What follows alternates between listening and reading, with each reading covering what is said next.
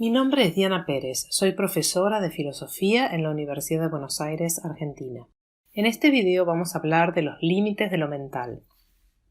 Asumimos que hay una distinción entre lo mental y lo físico, entre la mente y el cuerpo. Identificamos lo físico con el cuerpo humano adulto típico, es decir, el cuerpo de un Homo sapiens de edad adulta, sin patologías, vivo. Y seguramente estaríamos tentados a decir que cada uno de estos pedazos de materia, cada una de estas unidades biológicas, le corresponde una mente, es decir, que es capaz de tener estados mentales tales como deseos, creencias, dolores, miedos, que es capaz de realizar tareas cognitivas complejas como sumar, restar y otros cálculos matemáticos, resolver problemas de diversa índole, recordar historias y experiencias pasadas, entender chistes, percibir su entorno, apreciar y crear obras de arte, y que es consciente de sus experiencias, percepciones, sensaciones y emociones. Así, intuitivamente diríamos que a cada organismo humano vivo le corresponde una mente en un doble sentido. Por un lado, en el sentido de que cada uno de nuestros estados mentales tiene su asiento en nuestro organismo. Nuestros estados mentales, pensamientos, sensaciones, etc., en algún sentido están adentro nuestros, son internos, privados, y podemos elegir si los compartimos o no. Por otro lado, hay otro sentido en el que pensamos que a cada organismo humano vivo le corresponde una mente. Pensamos que otras cosas diferentes de organismos humanos vivos no tienen mentes, o al menos no mentes como las nuestras. Pensamos que un robot no tiene sentimientos humanos, y tampoco una hormiga. Que alguien en coma profundo o anestesiado no siente dolor, que nuestra mascota, a la que amamos, nunca podrá probar el teorema de Gödel ni componer sinfonías. Una mente como la nuestra solo puede ser poseída por un cierto tipo de organismo biológico. Estos dos supuestos son los que vamos a tomar como eje de reflexión en este video. Analicemos en primer lugar el supuesto de que las mentes son internas, que están adentro de nuestro cuerpo. ¿Es razonable esta idea? Hace unos pocos años, Andy Clark y David Chalmers pusieron en duda esta tesis, en un breve artículo llamado La mente extendida, en el que defendieron una tesis que también se denomina externismo activo, cognición extendida o cognición situada. La idea es la siguiente: si caracterizamos a lo mental en términos de sus funciones, lo que hace la mente, su programa, y la implementación física de la función es variable, o sea, puede o no ser el cerebro humano, entonces no hay por qué asociar una mente con un cuerpo. Por ejemplo, una computadora artificial en la que se puede implementar el programa de una mente humana sería poseedora de una mente y por tanto de deseos, creencias, etc. Pero también podríamos pensar entonces que al menos en algunos casos las actividades mentales no las implementamos dentro de nuestro organismo, sino en un sistema acoplado organismo-entorno. Tal vez parezca una idea descabellada, pero ¿cuánto de lo que hacemos cotidianamente es fruto del funcionamiento de nuestro cuerpo exclusivamente? ¿Y cuánto depende de nuestra interacción con artefactos artificiales diseñados para tal fin? Pensemos en todas las tareas cognitivas que día a día resolvemos haciendo uso de nuestro móvil. Recuperamos datos de la memoria colectiva, Internet, también los números telefónicos de amigos, que ya no recordamos sin el teléfono en la mano, así como los compromisos que agendamos. Veamos otro ejemplo. Multiplicar parece ser una actividad típicamente mental. Si nos preguntan cuánto es 3 por 5, realizamos un proceso mental y respondemos 15. Pero si nos preguntan cuánto es 328 por 476, necesitamos agarrar un lápiz y un papel o una calculadora de bolsillo para responder 156.128. ¿Pero qué diferencia cualitativa hay entre una y otra actividad cognitiva? Parece que ninguna. En ambos casos estamos multiplicando. Una de ellas, el cálculo complejo, involucra constitutivamente el uso de un dispositivo externo más o menos sofisticado, sin el cual es imposible la realización de la actividad mental de multiplicar. Así, la tesis de la mente extendida sostiene que hay algunas actividades mentales cuya realización es posible solo en la medida en que el sustrato físico en el que se implemente incluye elementos que están más allá del propio cuerpo humano, es decir, objetos que eran considerados tradicionalmente externos. Pensemos que al fin y al cabo uno de los hitos que marca el comienzo de la humanidad y la separación de nuestros ancestros los monos es la utilización de herramientas. No porque la herramienta sea algo externo que se suma a algo interno que es nuestra mente y que conjuntamente permiten desplegar conjuntas más inteligentes que otros seres, sino más bien porque el objeto físico constituido por el cuerpo más la herramienta constituye un todo que exhibe una mente que ninguna de sus partes separadamente puede exhibir.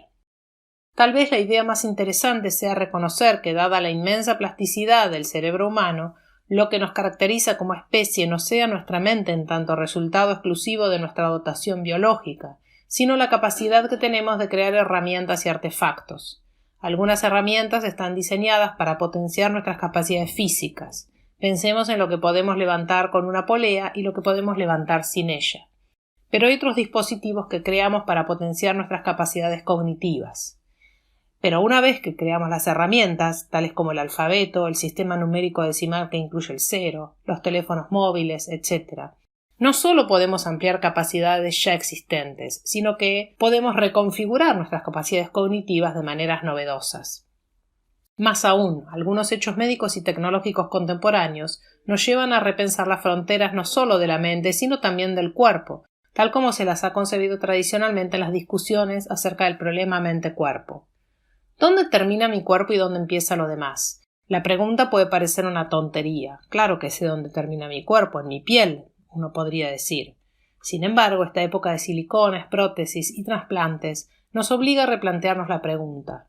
La piel ya no parece un buen criterio de demarcación ni en lo que concierne al cuerpo ni en lo que concierne a la mente humana.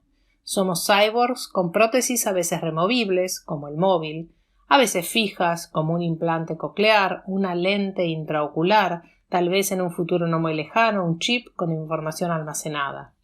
No está claro que nuestra mente esté adentro de nuestro cuerpo, ni qué quiere decir exactamente adentro de nuestro cuerpo. Los límites de la mente y el cuerpo parecen desvanecerse. Pasemos ahora al segundo tema. ¿Qué cosas tienen mente? Intuitivamente la respuesta parece evidente. Tenemos mentes los seres humanos adultos, saludables. Sin embargo, esta respuesta rápidamente parece insatisfactoria. En efecto, consideremos estos casos. ¿Tiene mente un bebé que acaba de nacer? Sin duda creemos que sí, pero también sabemos que no tiene las mismas capacidades mentales que nosotros los adultos. Claramente no resuelve cálculos matemáticos y hasta tenemos dudas de que vean en el mismo sentido que nosotros, o exactamente de la misma manera que nosotros. Tampoco comprenden el lenguaje, ni producen obras de arte, ni siquiera un garabato. Pero no dudaríamos de que siente dolor, hambre, sueño, que siente felicidad cuando es abrazado, etc. ¿Y tiene mente un feto? Seguramente en el momento de la concepción, cuando hay solo un óvulo y un espermatozoide, una primera célula, no tendríamos inconveniente en negar la existencia de una mente. Pero ¿en qué momento ese conjunto de células comienza a ser un conjunto de células con una mente? Tomemos ahora el caso de otras especies animales.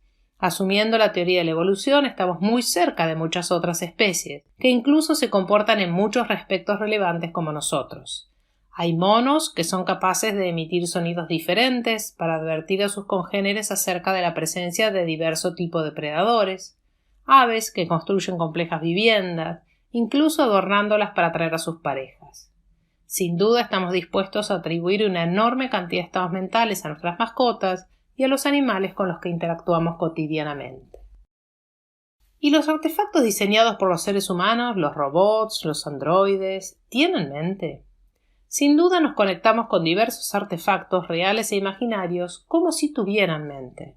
Reaccionamos ante nuestra computadora cuando no anda bien, atribuyéndole malas intenciones hacia nosotros, nos enojamos con ella, le hablamos, decimos que no nos responden. Sufrimos con los avatares de Sony, el androide protagonista de la película Yo Robot, o con el gigante de hierro. Tal vez no tengan realmente mente, pero los tratamos como si la tuvieran. Por otra parte, hay computadoras que realizan tareas humanas mejor que los humanos. Pensemos en AlphaGo, la máquina que logró vencer a los mejores jugadores de Go del mundo, o a Deep Blue, la vencedora de ajedrez. Y ni hablar de los cálculos que realizan, de distancias estelares, etc. Incluso hoy hay máquinas, computadoras, que aprenden, que traducen, etc. Todas tareas que hasta hace poco pensábamos que eran de dominio exclusivamente humano. Y es que cuando Alan Turing, a mediados del siglo pasado, se preguntó si podían pensar las máquinas y respondió que sí, dio el puntapié inicial para el desarrollo de la inteligencia artificial. La inteligencia artificial. Parece que las mentes no solo tienen su asiento en entidades biológicas o en entidades naturales. sino que también hay mentes que tienen su asiento en entidades completamente artificiales creadas por los humanos, tal vez a nuestra imagen y semejanza. Hemos analizado algunos casos conflictivos y hemos puesto en cuestión un par de supuestos básicos de la forma que tenemos de entender las mentes. Tal vez quien me escucha esté ahora pensando que he logrado generarle un estado de confusión tal que ya no sabe qué creer.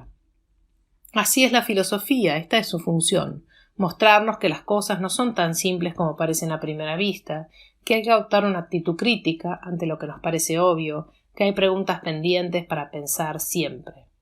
Si lo pensamos con cuidado, nos damos cuenta de que bajo el adjetivo mental estamos incluyendo cosas muy diversas. Una moraleja importante de este video es animarse a lidiar con la diversidad y los matices. El mundo, y en particular las mentes, son mucho más complejas y diversas de lo que parecen a primera vista.